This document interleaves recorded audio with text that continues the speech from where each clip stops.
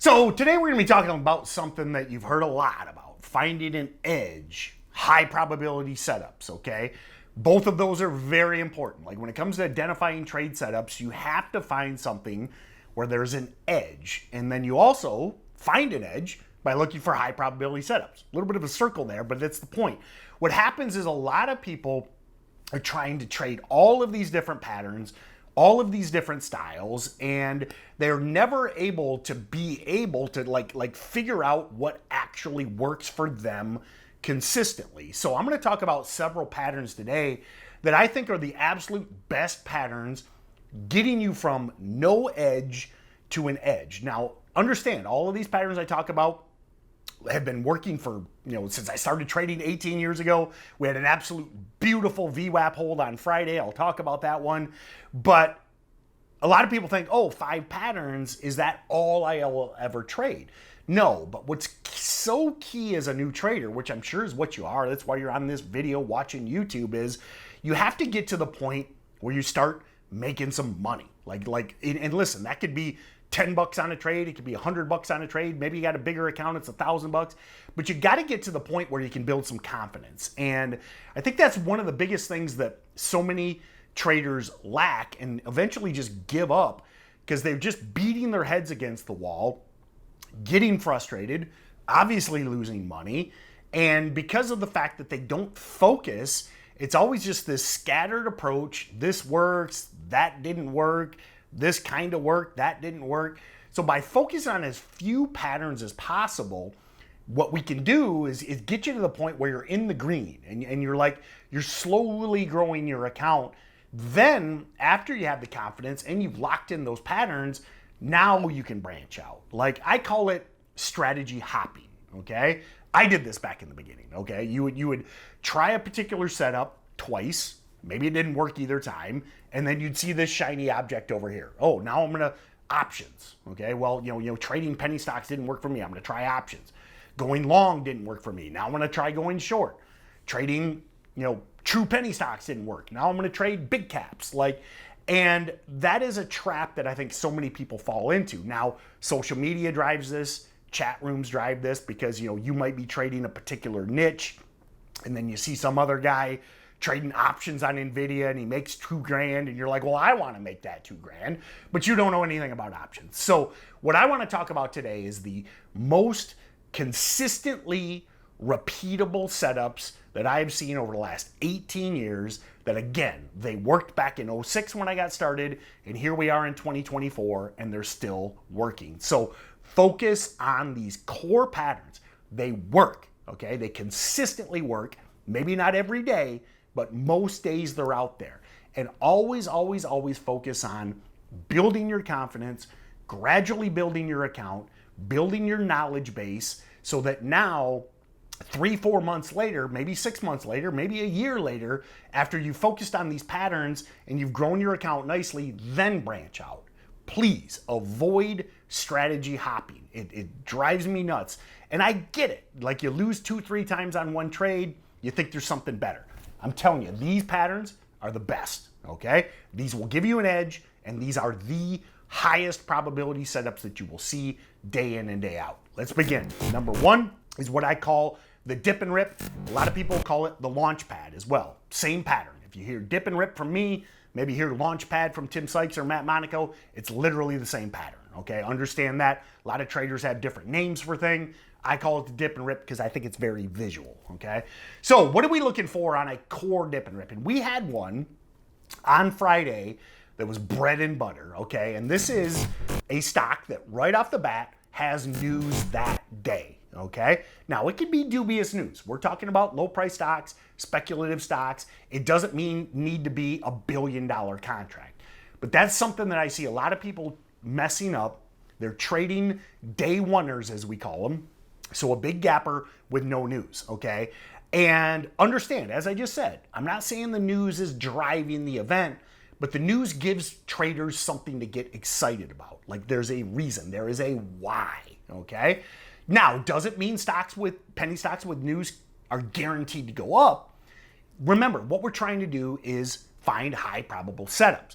And what I've seen, and many of you have probably seen, stocks without news, They can run, but they typically gap up right into the market open and then just kind of fade away the rest of the day because everyone's looking for a Y, and there is no Y, so you don't get that continued move. So we want news that day, okay? Ideally, like the best ones, and this is where I talk about penny stocks playing the game, if they drop that like that 8 or 8:30 or 9 a.m. press release, that's like perfect because that drops, everyone's logged in, everyone sees it, everyone gets excited. Now, if they drop like a 4 or 5 a.m., 6 a.m. press release, it's not terrible. We just like when they play the game and drop that news right into the market open because you got the most eyeballs. And that shows that that company knows what they're doing. Like they want to drop that PR to get everybody excited. Day one news. Next, and this is the absolute, one of the most important things with a dip and rip or a launch pad is low float stocks, okay? If you're not familiar with float, let me briefly break it down. The float is the freely tradable shares, okay? Shares that are traded on the open market during the day. Some shares, maybe you know this, maybe you don't, some shares are locked up by institutions and advisors, so they're outside of the float. The float is the supply, okay? Hopefully all of you have had a high school economics course, okay? What happens with anything? I don't care if it's coffee, oil, concert tickets.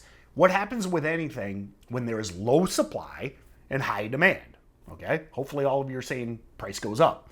Same, I mean, supply and demand works in backwards, okay? The reason you can go to TJ Maxx and get name brand clothes for, 80% off is because they're last year's clothes. Nobody wants them anymore.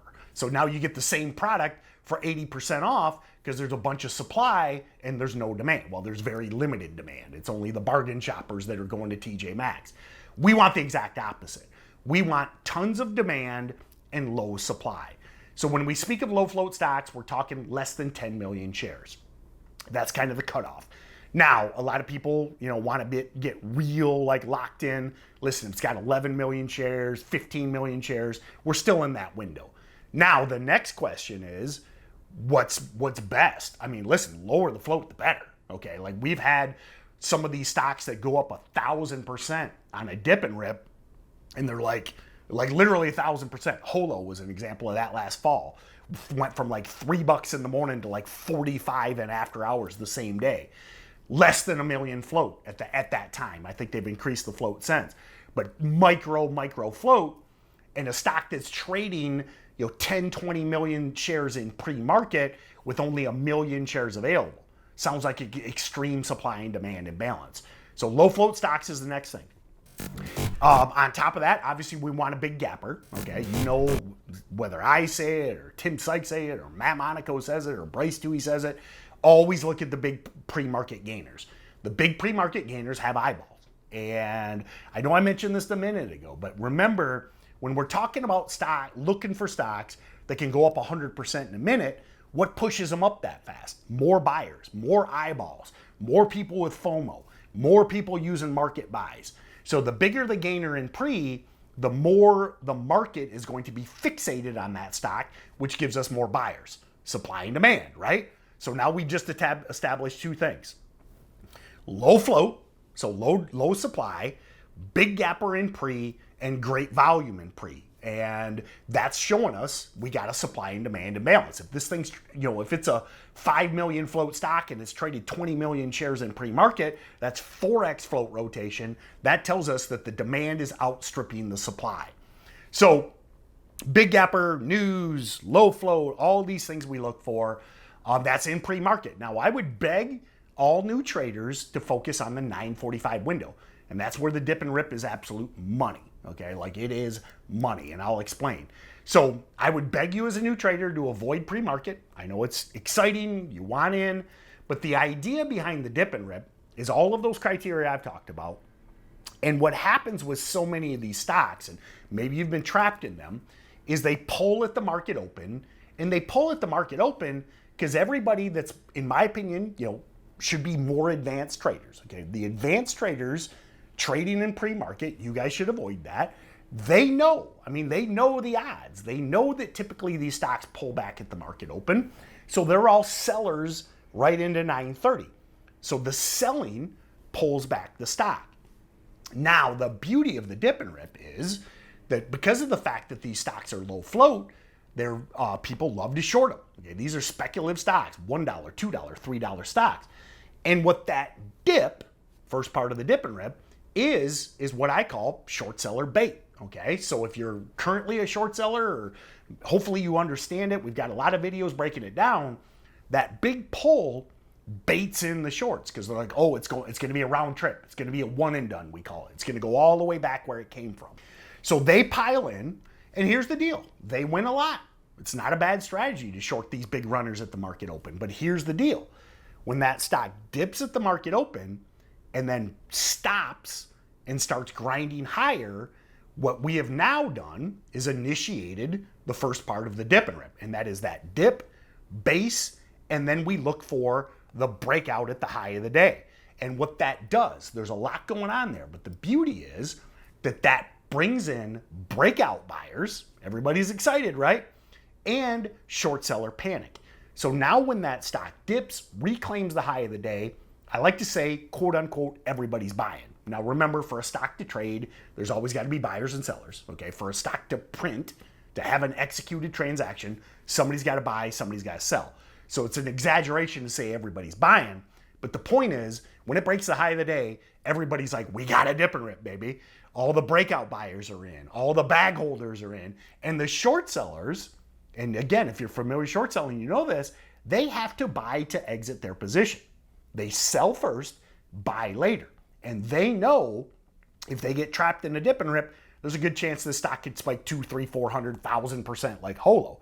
So in that situation, you have an extreme deficit of sellers and a massive oversupply of buyers. What's going to happen to the price? Just like concert tickets, okay? There's a very high probability that it spikes. And then what I love about this pattern, and why it's the number one morning pattern, is you have risk on that basing where it pulled after the market open. So let's say this stock gapped up from 50 cents to $1. So, 100% gapper. It pulls down to 80 cents at the market open. Shorts pile in, but then it re-breaks $1. What's great about that is you have a defined risk. Your risk is a breakdown in the morning lows, 80 cents. You have a clear buy area, $1. And then if you've traded these stocks, and if you know they have easily the potential to go to $2, $3, $4. I mean, we see it literally every day. BNAI did exactly that 2 days ago as I'm recording, okay? It was a bread and butter dip and rip, and it went up $4 a share, and there was about 20 cents a downside. That's why it's the number one pattern for every single day trader. So I'm going to review, and then we're going to take this home. Low float stocks. Have catalysts. You got to have a reason for the move. Avoid no news runners. Most of them fail. Extreme volume relative to the 60-day average, okay? When I look for unusual volume, it's in stocks to trade. You probably got it in your platform. I look at the 60-day average. I don't care what the volume was a year ago or 5 years ago or 10 years ago or 20 years ago. I look at the 60-day average. And if this stock is trading multiples of the 60-day average in pre, it tells me that there is unusual volume. You'll see these stocks trade 10, 20, 100x the 60-day volume in pre-market. Then we're just patient, okay? And remember, a lot of these will fail at the open, but you don't enter at the open. You enter at 9:45 when it breaks the high of the day. Let them shake out at the open. Avoid all that mess. It's chop, it's disaster, okay? So then you simply wait. And if this stock fails at the open and never bounces and never initiates the dip and rip, you just ignore it and you go on to the next one, or you wait till the next day. But when it retests the high of the day, that's when they go up $4 a share like BNAI did with 20 cents of downside, okay? That's what we look for. It is the number one, by far, beginner pattern at the market open, and you should dial it in, lock it in, and understand how dip and rips work. Now, if you want help on identifying these patterns, we're going to drop a link below to what's called the Daily Income Trader System. Now, keep in mind, when you go to that link, it's a free invitation to a free webinar, 100% live. Okay, so the cool thing is, like, I love YouTube, but this video is pre-recorded. Maybe you're watching it a week later, maybe you're watching it 3 years later, I don't know. What's great about that link below, 100% live, multiple times a day, even nights and weekends. So pick a time that works for you. Check out what we do every day in the daily income trader system. You're not committing to anything. You're just showing up to a free webinar. Bring questions. Like every question gets answered, live Q&A. You can see Dip and Rips live. You can see what our software does live, and you can make a determination if you'd like to check it out further from there. Zero commitment. Click that link, and I do a lot of them, so I'd love to see you on one of those live webinars.